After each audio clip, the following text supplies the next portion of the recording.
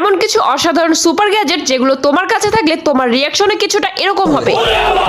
Number 1, দেখো এই জিনিসটা নরমালি আমরা সবাই প্লাস হিসেবে চিনি, তবে এই প্লাসটা সাধারণ প্লাসের মতো একদমই নয়। এই গ্যাজেটটাকে এমন ম্যাটেরিয়াল দিয়ে তৈরি করেছে যার ধারটা এতটাই মারাত্মক যে যেকোনো জিনিসকে নিমেষে কেটে ফেলবে। নাম্বার 2, অ্যান্টিফ্যাটার মডেল ইন্ডাস্ট্রিয়াল শু। এই জুতোটার নাম যতটা না বড়, তার চেয়েও বড় এই জুতোটার কাজ। পার্সোনালি এটা আমি মনে করি। সাধারণত এই জুতাটা ওয়ার্কারদের কথা চিন্তা করে বানানো হয়েছে। এর ব্যবহারের ফলে আগুনের তাপ, কাটা কিংবা ধারালো কিছুতে পা কাটার সম্ভাবনা নেই, এটা সেভ করবে। নাম্বার 3, দেখো তোমার মধ্যে যদি গেমিং এর ক্রেভিং থাকে তাহলে তুমি এই জিনিসটা অবশ্যই নিতে পারো। চায়নার এই গেমিং চেয়ারটা বিশ্বের এখন সব জায়গায় ছড়িয়ে গেছে। জাস্ট রিল্যাক্সে বসে বসে বাটন প্রেস করলে তোমার দেয়া ডিরেকশনে অটোমেটিক্যালি মুভ করে যাবে। আর গেম খেলতে খেলতে এলে গেলে কষ্ট করে আর বিছানায় যেতে হবে না। বাটনটা প্রেস করলে এটা বেডে রূপান্তরিত হয়ে যাবে। বাকি এগুলোর মধ্যে তুমি কোনটা চাও কমেন্ট করে জানাও। এমন কিছু অসাধারণ সুপার গ্যাজেট যেগুলো তোমার কাছে থাকলে তোমার রিয়াকশনে কিছুটা এরকম হবে।